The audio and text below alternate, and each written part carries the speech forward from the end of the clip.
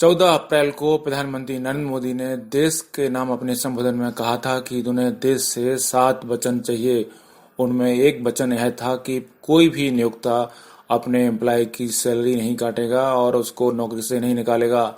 इसके बाद अब खबर है कि प्रधानमंत्री के निर्देश पर श्रम मंत्रालय ने ईपीएफओ तथा कर्मचारी बीमा निगम को निर्देश दिया है कि वे इस बात की रिपोर्ट बनाकर दें कि कितने संस्थानों में कितने लोगों को किस तरह से वेतन काटा गया है या उनको लोगों को नौकरी से निकाला गया है।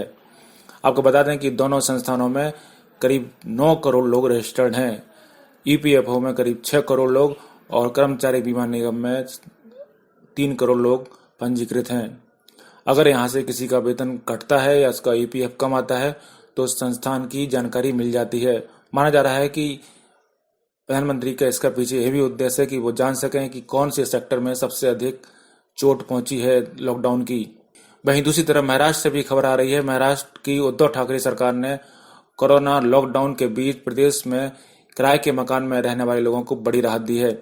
महाराष्ट्र सरकार ने आदेश जारी कर कहा है कि कोई भी मकान मालिक अपने किराएदार से 3 महीने का किराया ना ले। राज्य सरकार ने मकान मालिकों को कम से कम 3 महीने के लिए किराए को स्थगित करने का निर्देश दिया है, जिससे किराए के घर में रहने वाले लोगों को किराएदारों को बड़ी राहत मिली है। अब से अगर कोई किराएदार 3 महीने का तक किराया नहीं देता है तो उसे मकान मालिक घर से नहीं निकाल सकता।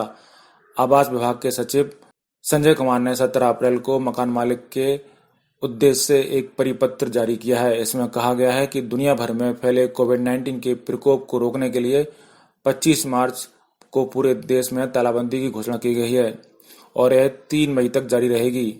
लॉकडाउन के कारण सभी व्यापारिक संस्थाएं, बाजार, कारखाने, समग्र वित्तीय व्यावसायिक लेनदेन बंद हैं। इससे आम जनता के रोजगार और उनके वित्तीय संसाधनों पर असर पड़ा है। कई लोगों की आजीविका बंद हो गई है। परिणाम स्वरूप कोरोना वायरस के साथ साथ आम लोगों को वित्तीय समस्याओं का सामना करना पड़ता है। राज्य में किराए के घरों में रहने वाले लोगों का अनुपात महत्वपूर्ण है और ऊपर उल्लिखित वित्तीय बाधाओं के कारण किराएदारों के लिए अपने निवास के किराए का नियमित रूप से भुगतान करना संभव नहीं है। ऐसी कठिन वित्तीय स्थिति में घर का किराया कम से कम 3 महीने के लिए टाल दिया जाना चाहिए। अधिक किराएदार इस अवधि के दौरान किराया नहीं दे पाता है तो उसे बेदखल नहीं किया जाना चाहिए। आपको बताते हैं कि लॉकडाउन के कारण राज्य के अलग अलग हिस्सों में कई मजदूर फंसे हुए हैं, कई श्रमिक फंसे हुए हैं। ऐसे में लॉकडाउन के कारण उनके पास रेंट देने के लिए भी पैसे नहीं बचे हैं।